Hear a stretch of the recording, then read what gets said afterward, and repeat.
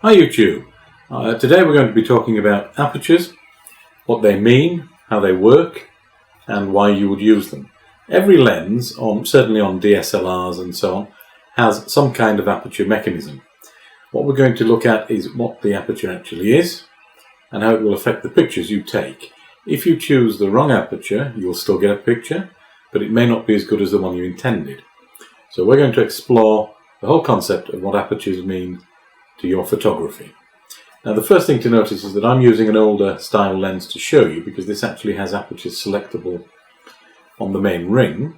On most modern DSLRs you will use one of the camera controls to actually change the aperture. So let's get into the whole concept of apertures.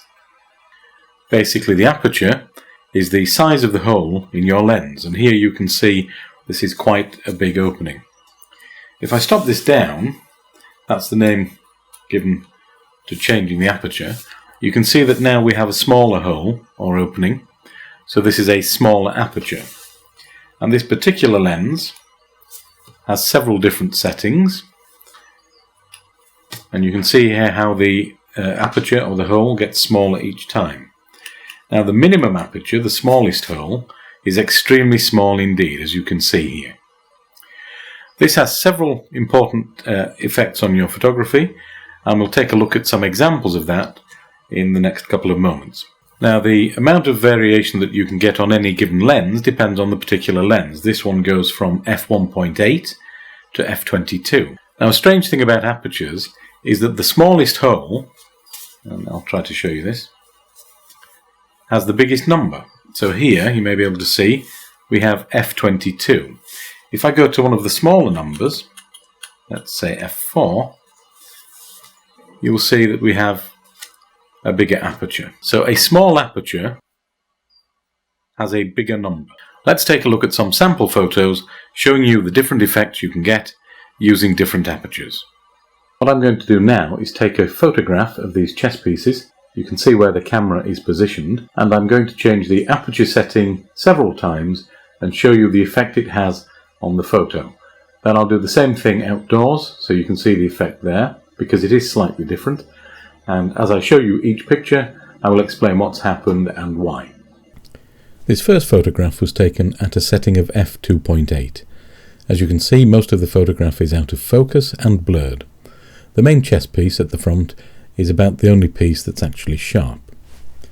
If we look at the next photograph, which was taken at a setting of f4, you can see that there's a little bit more sharpness to the second chess piece, but the rest of them are still pretty blurred. I've now jumped a setting to f8, and you can see that a few more of the pieces, the chess pieces, are actually in sharper focus, and you can begin to see that the background is coming a little bit into focus as well.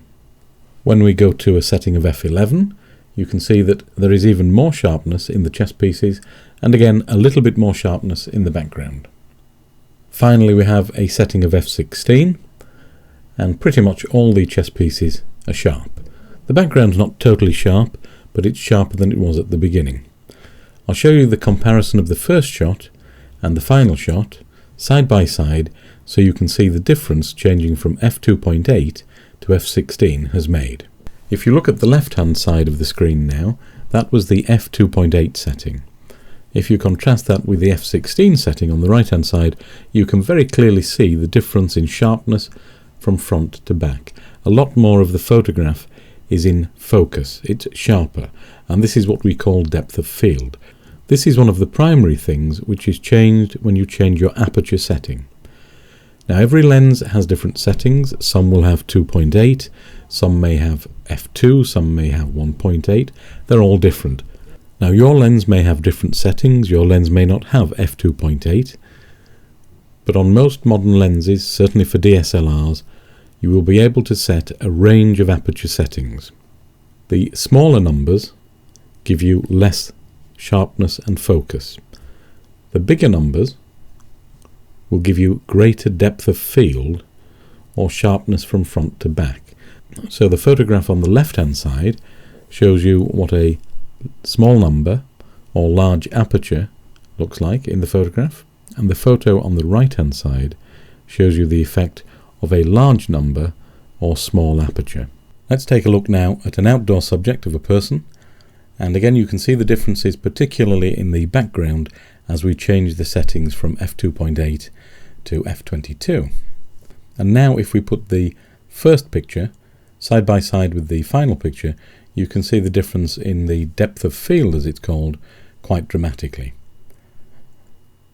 One thing this leads on to is that you can use a large aperture, which is a small number, to blur the background if you have a distracting background in your photo.